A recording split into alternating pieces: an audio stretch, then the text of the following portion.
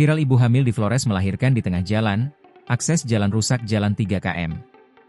Seorang ibu hamil di Kampung Iligai, Desa Hokor, Kecamatan Bola, Kabupaten Sika, NTT terpaksa melahirkan di tengah jalan saat ditandu sejauh 3 km menuju puskesmas terdekat karena kondisi jalan yang rusak parah, Selasa 9 September 2025. Proses persalinan hanya dibantu beberapa ibu-ibu dan berlangsung dalam situasi darurat dan menegangkan.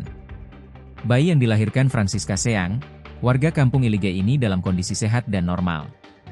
Nikolaus, warga Desa Hokor yang saat ini berada di lokasi menuturkan, Francisca Seang melahirkan anaknya ketika dalam perjalanan menuju fasilitas kesehatan untuk bersalin. Untuk sementara ini, bayi laki-lakinya selamat tetapi ibu tersebut tidak sadarkan diri sejak 1 jam lalu.